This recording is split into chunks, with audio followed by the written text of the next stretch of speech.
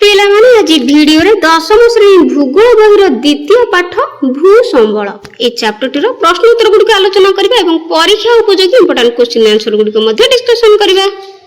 ଏକ ନମ୍ବର ନିମ୍ନଲିଖିତ ପ୍ରଶ୍ନର ଉତ୍ତର ଦିଅ। କରେ ଭୂ ସମ୍ବଳର ବିନିଯୋଗ କିପରି କରାଯାଏ? ଉତ୍ତର ମନୁଷ୍ୟ ଭୂମିକୁ ବିଭିନ୍ନ ଭାବରେ ବ୍ୟବହାର କରିଥାଏ।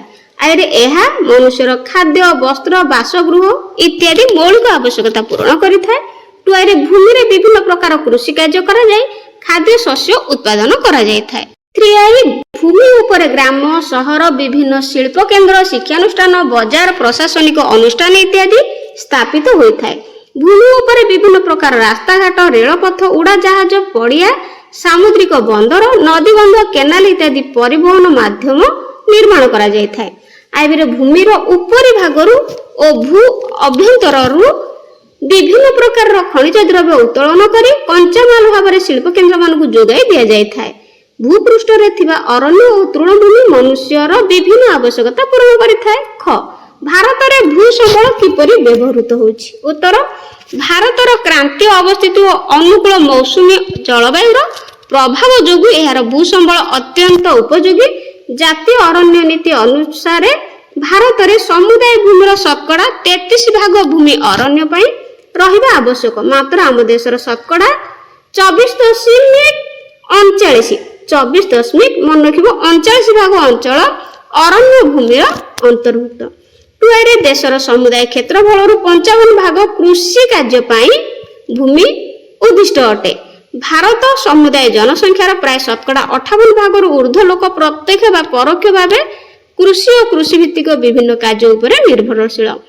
ତ୍ରିଆରେ ଭାରତର ସମୁଦାୟ କ୍ଷେତ୍ରଫଳର ଶତକଡ଼ା 3.3 ଭାଗ ଭୂମି ଚାରଣ ଓ ଗୋଚର ଭୂମି ଭାବରେ ବ୍ୟବହୃତ ହେଉଛି। ଭାରତର ହିମାଚଳ ପ୍ରଦେଶରେ ସର୍ବାଧିକ ଚାରଣ ଭୂମି ଦେଖାଯାଏ ଓ ସେଠାରେ ମୁଖ୍ୟତଃ ପଶୁପାଳନ କରାଯାଏ। ଆଇବିରେ ଦେଶର ଅଣକୃଷି ସମ୍ବନ୍ଧୀୟ ବ୍ୟବହାର ମଧ୍ୟରେ ଜନବସତି ଯାତାୟାତ ପଥ କେନାଲ ଖଣି ଖାଦାନ ଇତ୍ୟାଦି ପାଇଁ ବ୍ୟବହୃତ ଭୂମି ଏବଂ ପାହାଡ଼ ମରୁଭୂମି ଜଳଭୂମି ନଦୀଗଣ୍ଡ ଆଦି ପର୍ବତ ଭୂମି ଅନ୍ତର୍ଭୁକ୍ତ। ଧୀରେ ପର୍ବତ ଭୂମି ଆମ ଦେଶର ତାମିଲନାଡୁ ବିହାର ଆନ୍ଧ୍ରପ୍ରଦେଶ ନାଗାଲାଣ୍ଡ ମଣିପୁର ମେଘାଳୟ ରାଜସ୍ଥାନ ଓ କର୍ଣ୍ଣାଟକ ଇତ୍ୟାଦି ରାଜ୍ୟରେ ଦେଖାଯାଏ। ଅନ୍ୟାନ୍ୟ ଅଣକୃଷି ଭୂମିର ବ୍ୟବହାର ଦେଶର ବିଭିନ୍ନ ଅଞ୍ଚଳରେ ଦେଖିବାକୁ ମିଳେ। ଗରେ ଭୂକ୍ଷୟ ସମସ୍ୟାର ସମାଧାନ କିପରି କରାଯାଇପାରିବ? ଉତ୍ତର ଭୂକ୍ଷୟ ସମସ୍ୟାର ସମାଧାନ ପାଇଁ ବିଭିନ୍ନ ଉପାୟମାନ ଅନୁଷ୍ଠିତ ହେଉଅଛି। ସେଗୁଡ଼ିକ ହେଲା ଆଇରେ ପୁନଃ ବନୀକରଣ ଓ ନିୟନ୍ତ୍ରିତ ପଶୁଚାରଣ। ଟୁଆଇରେ ପ୍ରତିରକ୍ଷା ବଳୟ ରୂପେ କୃଷି ଓ ଅରଣ୍ୟ ଭୂମିର ସଂରକ୍ଷଣ। ଥ୍ରୀଆଇରେ ପଶୁଚାରଣ ବାଲୁକା ପାହାଡ଼ ଇତ୍ୟାଦି ବୃଦ୍ଧିର ସଂକୋଚନ। ଆଇଭିରେ ଶିଳ୍ପ କେନ୍ଦ୍ରରୁ ନିର୍ଗତ ବର୍ଜ୍ୟବସ୍ତୁର ସୁପରିଚାଳନା। ଭିରେ ନଦୀ ଦ୍ୱାରା କିମ୍ବା ପବନ ଦ୍ୱାରା ହେଉଥିବା ଭୂକ୍ଷୟକୁ ପ୍ରତିରୋଧ କରିବା ଉପାୟ। ଭିଆଇରେ ଭୂ ବ୍ୟବହାରର ଏକ ସୁଚିନ୍ତିତ ଯୋଜନା ପ୍ରଣୟନ। 2 ନମ୍ବର ନିମ୍ନଲିଖିତ ଗୁଡ଼ିକୁ ଗୋଟିଏ ଲେଖାଏଁ ବାକ୍ୟରେ ପ୍ରକାଶ କର।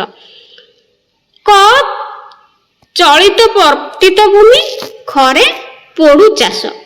ତ ଚଳିତ ପତିତ ଭୂମି କ'ଣ? ଏହା ହେଉଛି ବା ଏହି ଭୂମି ହେଉଛି ଚଳନ୍ତି କୃଷି ବର୍ଷ ବା ତାଠାରୁ କମ୍ ସମୟ ଧରି କୃଷି କାର୍ଯ୍ୟ କରାଯାଇ ନଥିବା ଭୂମିକୁ ଚଳିତ ପତିତ ଭୂମି କୁହାଯାଏ। ଖରେ ପୋଡୁ ଚାଷ ଓଡ଼ିଶାର ପାର୍ବତ୍ୟ ଅଞ୍ଚଳରେ ଅରଣ୍ୟ କାଟି ଓ ପୋଡ଼ି କରାଯାଉଥିବା ସ୍ଥାନାନ୍ତରିତ କୃଷିକୁ ପୋଡୁ ଚାଷ କୁହାଯାଏ। ତ ସର୍ଟ କ୍ୱେଶ୍ଚିନ୍ ଭଲ ଭାବରେ ମନେ ରଖିବ, ପୋଡୁ ଚାଷ କାହାକୁ କୁହାଯାଏ। ଆଜି ପାଇଁ ରହୁଛି, ଥ୍ୟାଙ୍କ ୟୁ।